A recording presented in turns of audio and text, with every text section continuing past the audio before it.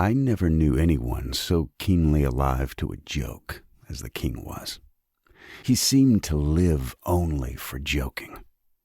To tell a good story of the joke kind, and to tell it well, was the surest road to his favor. Thus it happened that his 7 ministers were all noted for their accomplishments as jokers. They all took after the king, too, in being large, corpulent, oily men, as well as inimitable jokers. Whether people grow fat by joking, or whether there is something in fat itself which predisposes to a joke, I have never been quite able to determine, but certain it is that a lean joker is a rara avis in terris. About the refinements, or as he called them, the ghost of wit, the king troubled himself very little. He had an especial admiration for breadth in a jest, and would often put up with length for the sake of it. Over-niceties wearied him. He would have preferred Rabelais' Gargantua to the Zadig of Voltaire, and upon the whole, practical jokes suited his taste far better than verbal ones. At the date of my narrative, professing jesters had not altogether gone out of fashion at court. Several of the great continental powers still retained their fools, who wore motley with caps and bells, and who were expected to be always ready with sharp witticisms at a moment's notice, in consideration of the crumbs that fell from the royal table. Our king, as a matter of course, retained his fool. The fact is, he required something in the way of folly, if only to counterbalance the heavy wisdom of the 7 wise men who were his ministers, not to mention himself. His fool, or professional jester, was not only a fool, however. His value was trebled, in the eyes of the king, by the fact of his being also a dwarf and a cripple.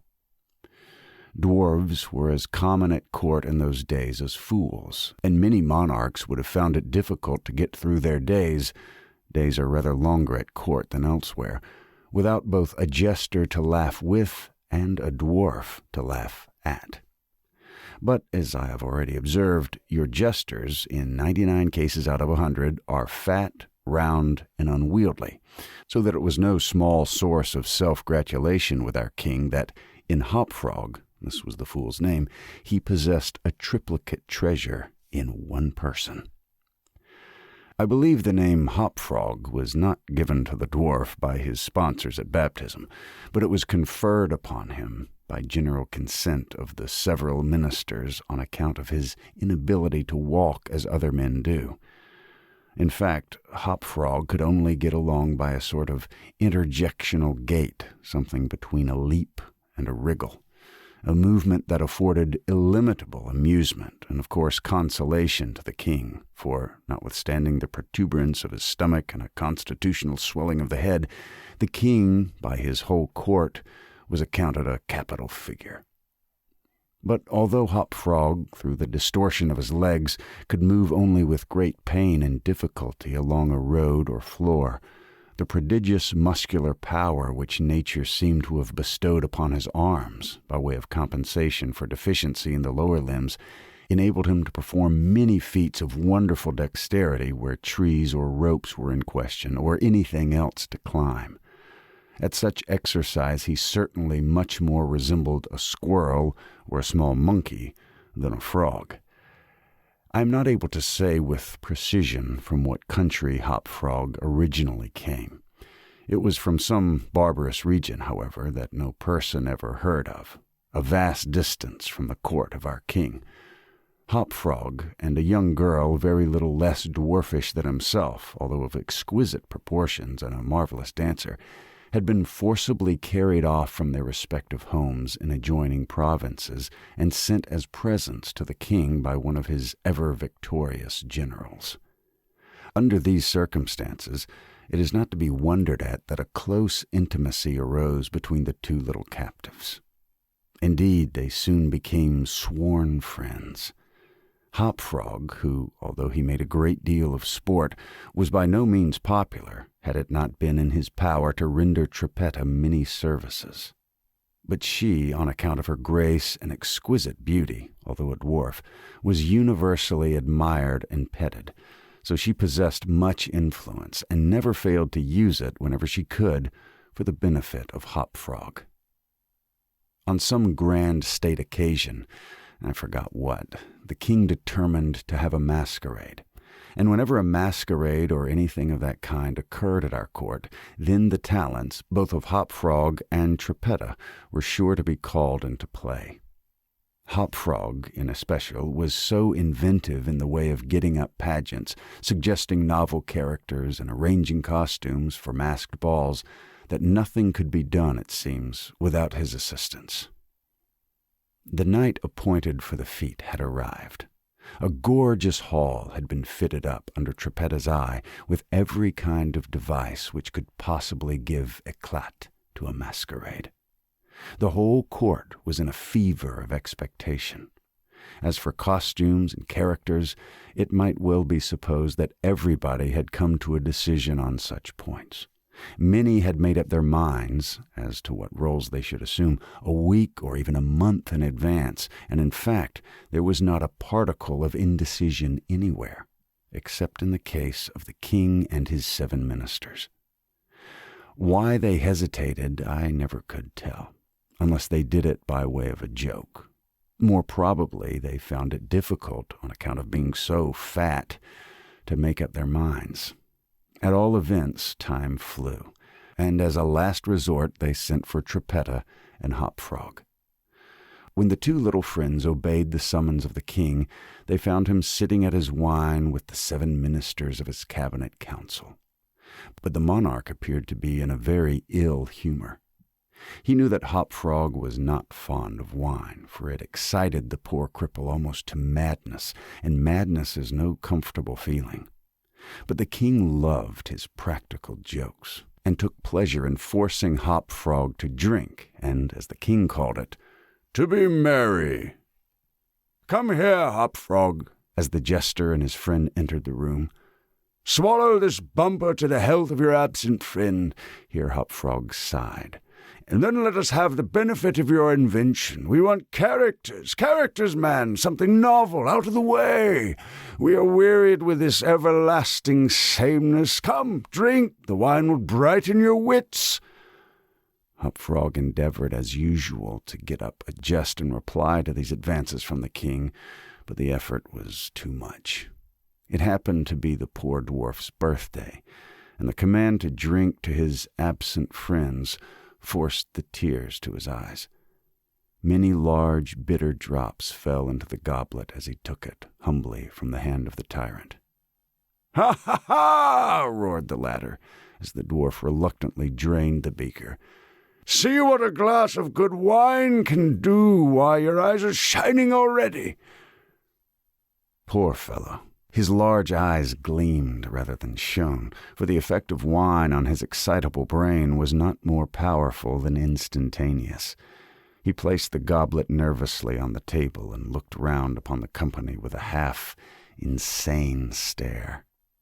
They all seemed highly amused at the success of the king's joke.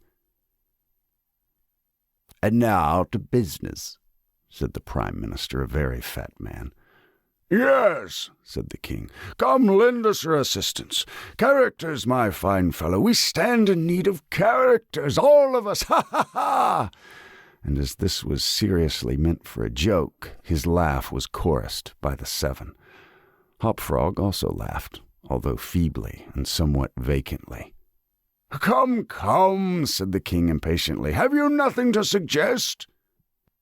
"I'm endeavoring to think of something novel," replied the dwarf abstractedly, for he was quite bewildered by the wine.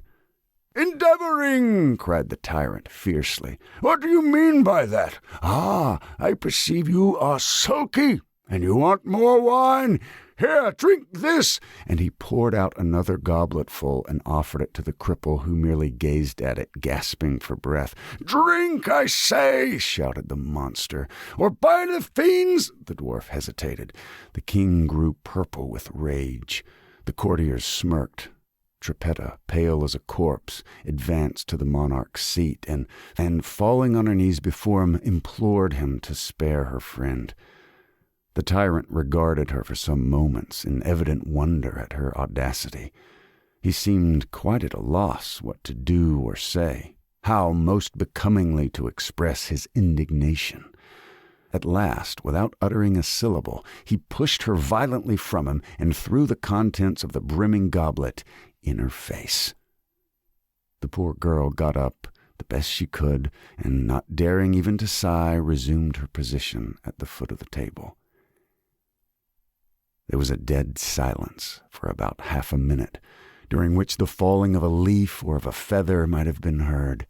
It was interrupted by a low but harsh and protracted grating sound, which seemed to come at once from every corner of the room. What are you making that noise for?" demanded the king, turning furiously to the dwarf. The latter seemed to have recovered in great measure from his intoxication, and looking fixedly but quietly into the tyrant's face, merely ejaculated, I, how could it have been me?" "The sound appeared to come from without," observed one of the courtiers. "I fancy it was the parrot at the window, wetting his bill upon the cage wires." "True," replied the monarch, as if much relieved by the suggestion. "But on the honor of a knight, I could have sworn that it was the gritting of this vagabond's teeth." Hereupon the dwarf laughed. The king was too confirmed a joker to object to anyone's laughing, and displayed a set of large, powerful, and very repulsive teeth. Moreover, he avowed his perfect willingness to swallow as much wine as desired. The monarch was pacified, and having drained another bumper with no very perceptible ill effect, Hop Frog entered at once and with spirit into the plans for the masquerade.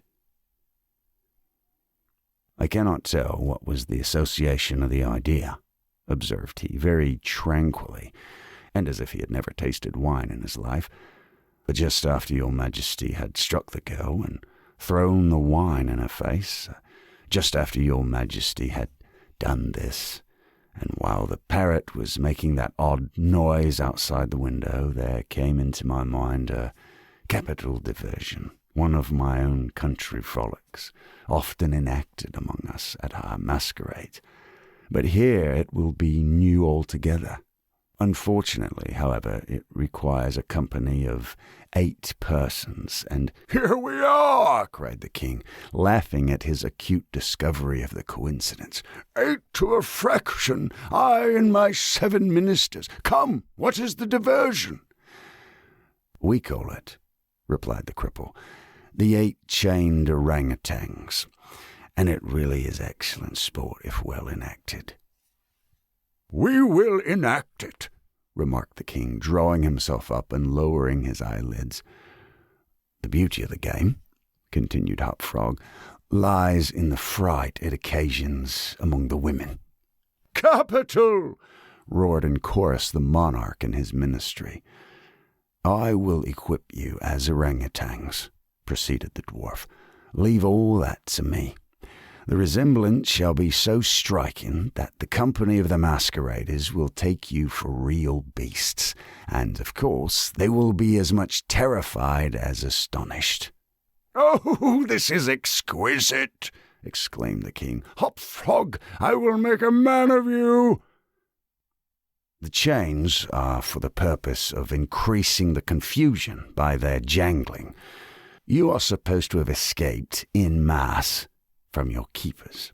Your majesty cannot conceive the effect produced at a masquerade by 8 chained orangutans, imagined to be real ones by most of the company, and rushing in with savage cries among the crowd of delicately and gorgeously habited men and women. The contrast is inimitable." "It must be," said the king, and the council arose hurriedly, as it was growing late, to put in execution the scheme of Hop Frog. His mode of equipping the party as orangutans was very simple, but effective enough for his purposes. The animals in question had, at the epoch of my story, very rarely been seen in any part of the civilized world, and as the imitations made by the dwarf were sufficiently beast-like and more than sufficiently hideous, their truthfulness to nature was thus thought to be secured. The king and his ministers were first encased in tight-fitting stockinette shirts and drawers. They were then saturated with tar. At this stage of the process, some one of the party suggested feathers, but the suggestion was at once overruled by the dwarf, who soon convinced the 8 by ocular demonstration that the hair of such a brute as the orangutan was much more efficiently represented by flax. A thick coating of the latter was accordingly plastered upon the coating of tar. A long chain was now procured. First it was passed about the waist of the king and tied, then about another of the party and also tied, then about all successively in the same manner. When this chaining arrangement was complete and the party stood as far apart from each other as possible, they formed a circle, and to make all things appear natural, Hop Frog passed the residue of the chain in 2 diameters at right angles across the circle after the fashion adopted at the present day by those who capture chimpanzees or other large apes in Borneo. The grand saloon in which the masquerade was to take place was a circular room, very lofty, and receiving the light of the sun only through a single window at the top. At night, the season for which the apartment was especially designed, it was illuminated principally by a large chandelier, depending by a chain from the center of the skylight and lowered or elevated by means of a counterbalance as usual. But in order not to look unsightly, this latter passed outside the cupola and over the roof. The arrangements of the room had been left to Trippetta's superintendence, but in some particulars it seems she had been guided by the calmer judgment of her friend the dwarf. At his suggestion it was that on this occasion the chandelier was removed. Its waxen drippings, which in weather so warm it was quite impossible to prevent, would have been seriously detrimental to the rich dresses of the guests, who, on account of the crowded state of the saloon, could not all be expected to keep from out its center, that is to say, from under the chandelier. Additional sconces were set in various parts of the hall, and a flambeau emitting sweet odor was placed in the right hand of each of the caryatides that stood against the wall, some 50 or 60 together. The 8 orangutans, taking Hop Frog's advice, waited patiently until midnight, when the room was thoroughly filled with masqueraders, before making their appearance. No sooner had the clock ceased striking, however, than they rushed, or rather rolled in all together, for the impediments of their chains caused most of the party to fall and all to stumble as they entered. The excitement among the masqueraders was prodigious, and filled the heart of the king with glee. As had been anticipated, there were not a few of the guests who supposed the ferocious-looking creatures to be beasts of some kind in reality, if not precisely orangutans.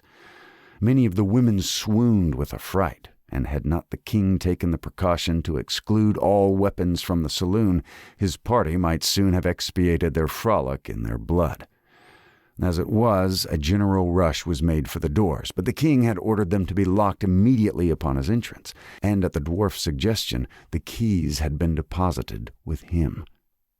While the tumult was at its height, and each masquerader attentive only to his own safety, for in fact there was much real danger from the pressure of the excited crowd, the chain by which the chandelier ordinarily hung, and which had been drawn up upon its removal, might have been seen very gradually to descend, until its hooked extremity came within 3 feet of the floor.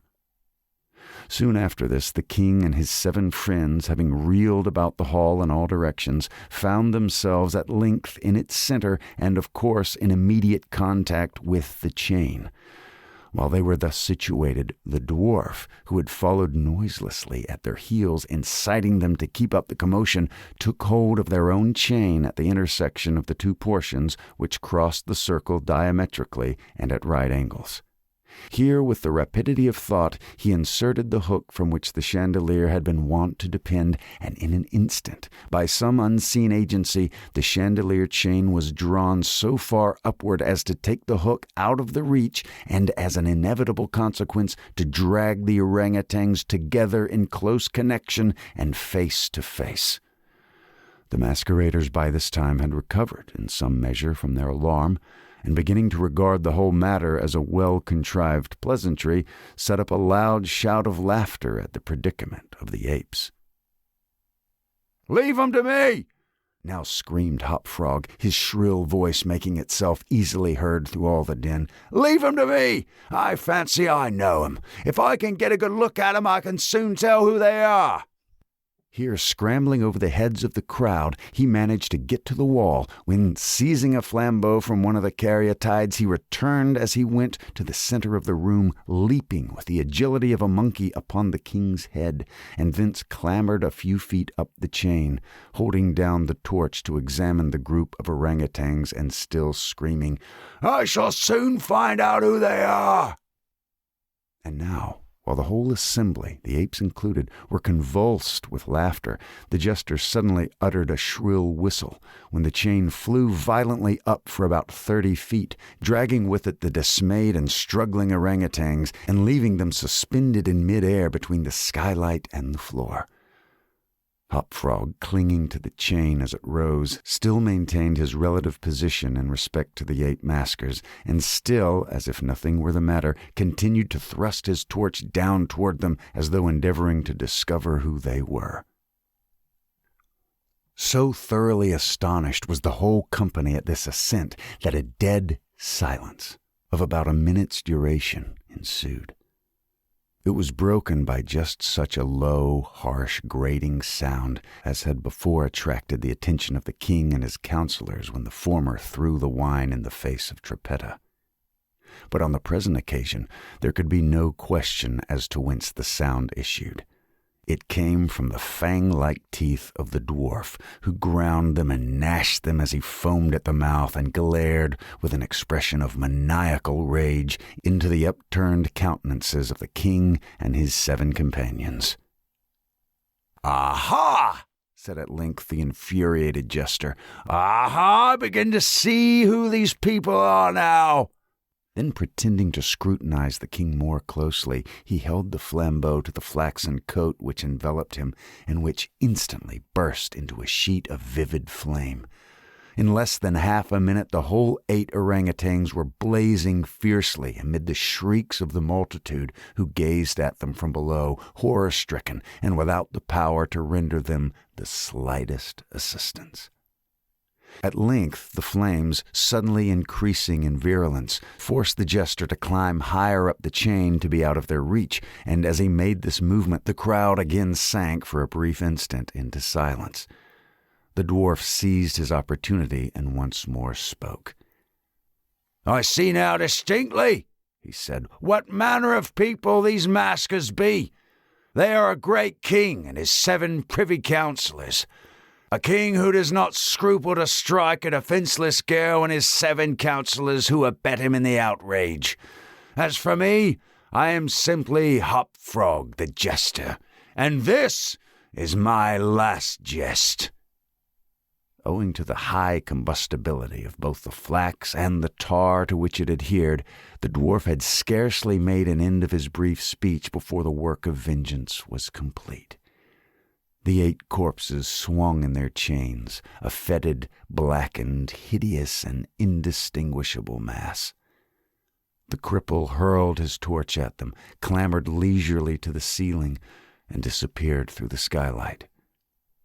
It is supposed that Trippetta, stationed on the roof of the saloon, had been the accomplice of her friend in his fiery revenge, and that together they effected their escape to their own country, for neither was ever seen again.